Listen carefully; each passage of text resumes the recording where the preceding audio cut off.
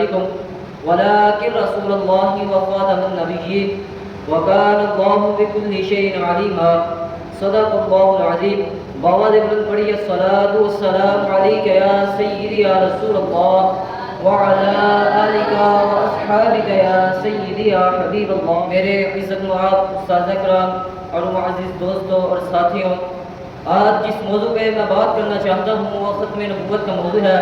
یہ کوئی عام موضوع نہیں، بڑا ہی عظیم موضوع ہے۔ آج میں اس کے بارے میں آپ کے آگے لفظ شائع کرنا چاہتا ہوں، آپ کی توجہ کی ضرورت ہوگی۔ شاعر کہتے ہیں نماز اچھی، حج اچھا، روزہ اچھا، زکوٰۃ اچھی۔ عزیزان محترم توجہ کی ضرورت ہے۔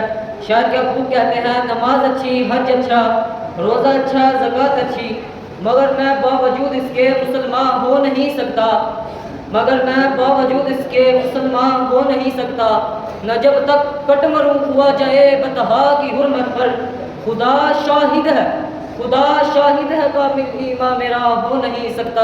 عزیزان محترم قرآن حکیم کی جو آیت کریمہ میں نے تلاوت کی، اس کا مفہوم میں عرض کرنا چاہتا ہوں۔ اللہ تعالیٰ نے قرآن مجید میں ارشاد فرمایا اے محبوب آپ مردوں میں سے کسی کے باپ نہیں ہیں بلکہ اللہ کے رسول ہیں اور آخری نبی ہیں۔ پھر فرمایا وَكَانَ اللَّهُ بِكُلِّ شَيْءٍ عَلِيمًا، اور اللہ ہر چیز کو جانتا ہے۔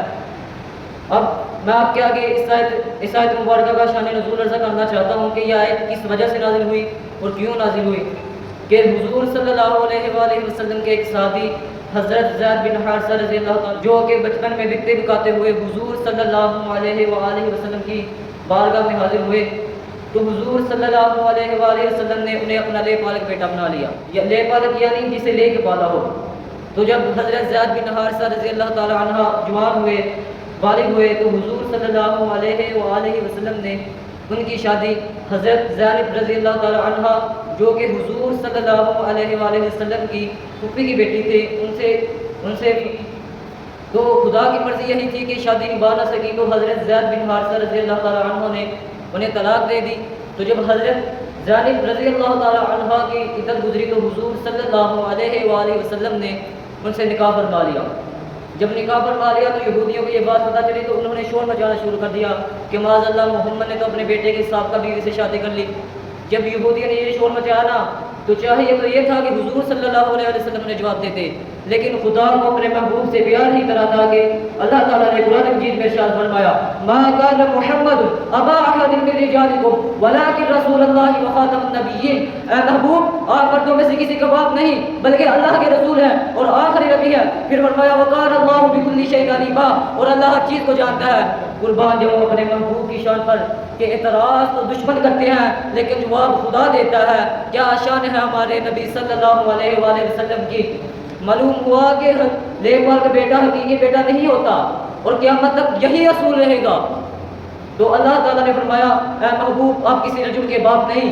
حضور صلی اللہ علیہ وآلہ وسلم کے سارے بیٹے بچپن میں ہی فوت ہو گئے، کوئی بالغ نہیں ہوا۔ تو جب حضور صلی اللہ علیہ وسلم کے آخری بیٹے حضرت ابراہیم رضی اللہ تعالیٰ عنہ انتقال ہوا نا تو حضور صلی اللہ علیہ وآلہ وسلم نے ارشاد فرمایا لو کان ابراہیم حیا لکان نبیا، اگر میرا بیٹا ابراہیم زندہ رہتا تو وہ نبی ہوتا۔ عزیزان محترم توجہ کی ضرورت ہے، یہاں غور کیجیے۔ حضور صلی اللہ علیہ وسلم کے بیٹوں کے وفات میں راز ہی یہ تھا کہ اگر حضور صلی اللہ علیہ وسلم کے بیٹے زندہ ہوتے تو لوگ کہتے نبیوں کے بیٹے نبی ہوتے ہیں، تو حضور صلی اللہ علیہ وسلم کے بیٹے بھی نبی ہونے چاہیے۔ تو اللہ تعالیٰ نے شبہ ہی دور کر دیا، حضور صلی اللہ علیہ وسلم کے بیٹوں کو وفات دے دی اور ارشاد فرمایا ولکن رسول اللہ وخاتم النبیین۔ اے محبوب آپ آخری رسول ہیں اور خاتم النبیین ہیں، اور ہمارا یہ عقیدہ ہے کہ حضور صلی اللہ علیہ وآلہ وسلم کے بعد کوئی نبی آ ہی نہیں سکتا۔ اگر ختم نبوت کا سلسلہ اگر حضور صلی اللہ علیہ وسلم کی نبوت کا سلسلہ جاری رہتا تو حضور صلی اللہ علیہ وسلم کے بیٹے زندہ ہوتے، بالغ ہوتے، شادی شدہ ہوتے۔ چونکہ حضور صلی اللہ علیہ وسلم کی بعد نبوت کا دروازہ بند ہو گیا تو اللہ تعالیٰ نے حضور صلی اللہ علیہ وسلم کے بیٹوں کو محبوب کی منصب نبوت پر قربان کر دیا۔ حدیث شریف میں موجود ہے کہ حضور صلی اللہ علیہ وسلم نے اپنے دست مبارک کی پاکیزہ انگلی کو بلند کر کے فرمایا کہ میں اور قیامت ان دو انگلیوں کی طرح ہے، جس طرح میرے ان دو انگلیوں کے درمیان کوئی چیز نہیں آ سکتی، اسی طرح میرے اور قیامت کے درمیان کوئی نبی نہیں آ سکتا، میرے بعد قیامت ہی آئے گی۔ اور یہ ہمارا عقیدہ ہے کہ نبی پاک صلی اللہ علیہ وسلم کے بعد کوئی نبی پیدا ہی نہیں ہو سکتا، اور جو اس پر ذرا بھی شک کرے وہ کافر ہے، مرتد ہے، دائرہ ایمان سے خارج ہے۔ اللہ تعالیٰ نے قرآن مجید میں ارشاد فرمایا والذین یؤمنون بما انزل الیک وما انزل من قبلک وبالآخرۃ هم یوقنون، فرمایا وہ لوگ جو ایمان لائے اس پر جو آپ پر اتارا اور اس پر جو آپ سے پہلوں پر اتارا اور آخرت میں ایمان رکھتے ہیں۔ عزیزان محترم، یہاں توجہ کی ضرورت ہے، آپ نے غور فرمانی ہے اس جملے پر۔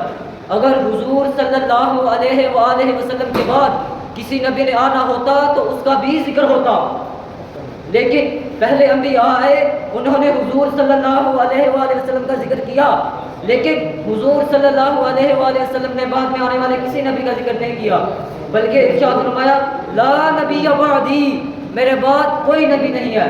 فرمایا لا نبی بعدی، میرے بعد کوئی نبی نہیں ہے۔ یہ آخری بات کر میں آپ سے اجازت چاہتا ہوں کہ حضور صلی اللہ علیہ وآلہ وسلم نے ارشاد فرمایا لو کان نبی بعدی لکان عمر، میرے بعد اگر نبی ہونا ہوتا تو عمر فاروق ہوتے۔ تو میرا ایک یہاں سوال بنتا ہے، اعتراض ہے کہ اگر حضرت عمر فاروق رضی اللہ تعالی عنہ جیسی ہستی نبی نہیں بن سکی جن کی تربیت حضور صلی اللہ علیہ وآلہ وسلم نے خود کی، تو یہ مرزا لعنتی کیسے نبی بن سکتا ہے؟ عزیزان محترم، شروع میں جو میں نے آیت کریمہ کی تلاوت کی، رب کی کریم فرماتا ہے ما کان محمد ابا احد من رجالکم ولکن رسول اللہ وخاتم النبیین۔